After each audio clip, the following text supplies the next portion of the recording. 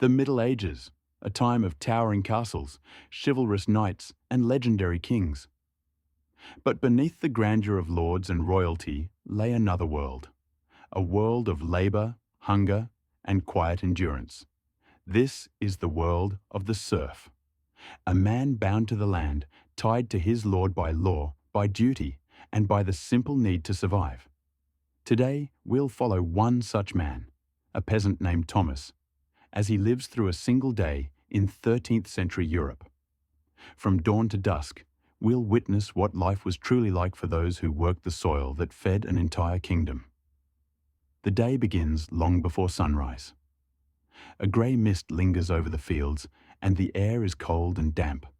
Inside a small mud and straw hut, Thomas stirs awake. The walls are rough, patched with clay. There is no window, no comfort, only a pile of straw serving as a bed, and a dying ember in the hearth. There's no rooster crowing to wake him. Instead, it's the faint toll of the manor bell, the signal that the Lord's labourers must rise. Thomas pulls on his coarse wool tunic and worn leather boots. His hands are calloused and cracked. His back aches from the previous day's toil. But there is no choice. Work must begin before the sun touches the horizon. Outside, the village is silent except for the soft murmur of others heading toward the fields. The smell of damp earth fills the air. Thomas takes a deep breath, grips his wooden hoe, and trudges toward the land that is both his home and his prison. As dawn breaks, the serfs are already at work. The fields belong to the local lord, a noble who controls every acre of this land. Thomas does not own the soil he tills, he is part of it, bound to serve for life, as was his father before him. He works the Lord's land for most of the week, ploughing, planting, repairing fences, tending livestock. Whatever remains of his time, he uses to farm his own small strip of land, hoping to feed his family. The work is relentless.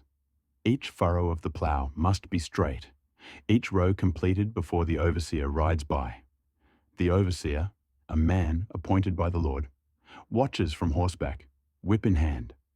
He shouts if someone slows down, if the plough catches a stone, if anyone dares to rest too long. Thomas's back bends lower with every passing hour. Mud cakes his legs, sweat mixes with the dust of the field. The sun climbs higher, and still he works, because to stop is to risk punishment, or worse, starvation. At last, the bell rings again, signaling the short midday break. The men gather beneath a tree at the edge of the field. Their meal is meagre, a chunk of coarse rye bread, a bit of onion, perhaps a thin soup of barley or peas if they're lucky. Thomas eats slowly, savouring what little he has. He drinks water from a leather flask. There is no ale today.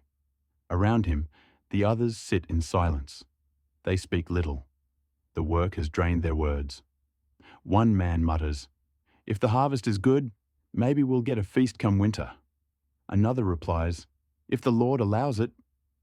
They all laugh softly, not because it's funny, but because it's safer than anger. Soon, the break ends. The overseer calls them back. There is no time to dream, no time to rest. The fields demand their due. By mid-afternoon, the air is heavy and hot. The scent of tilled soil rises as the men continue their work. Thomas feels his muscles burn, his hands raw from gripping the wooden handle. He pauses for a moment and looks toward the manor on the hill. The Lord's stone house gleams in the sunlight, a world apart. Inside, servants prepare for the evening meal. Roasted meat, bread baked with fine flour, and wine from distant vineyards. Thomas swallows hard and returns to his task. He cannot afford envy. His world is made of earth and sweat, not silk and gold. As the sun begins to sink, the shadows stretch long across the field. Finally, the last bell of the day tolls. The sound of release. The serfs drop their tools and begin the long walk home, their bodies aching, their spirits dulled but not broken. The village glows faintly in the fading light. Smoke rises from the small huts. The scent of stew and firewood drifts through the air. Thomas returns home, greeted by his wife and young son. They share a simple meal, boiled cabbage and a bit of stale bread. It isn't much, but it's warm. After eating, Thomas mends a broken tool, then sits quietly by the fire. He listens to the night sounds, the distant barking of dogs, the wind through the thatch, the faint ringing of church bells. His wife hums softly as she tends the fire. Their son sleeps on a pile of straw, clutching a wooden toy his father carved from scrap wood. Thomas gazes at the boy and whispers a silent prayer. Let his life be better than mine. He lies down, exhausted.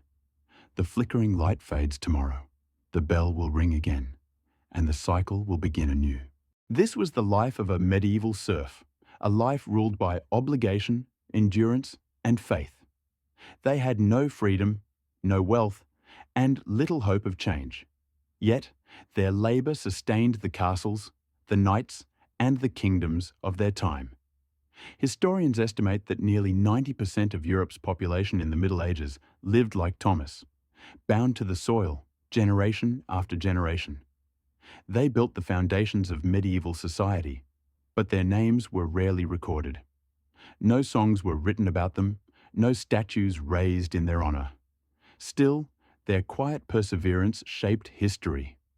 Every harvest, every village, every loaf of bread owed something to their hands. So when we think of the Middle Ages, let's remember not only the kings and warriors, but also the serfs, the unseen millions whose toil kept the world alive. Because behind every shining castle, there was always a field. And in that field, a man like Thomas, working, dreaming, and surviving beneath the same sky we see today.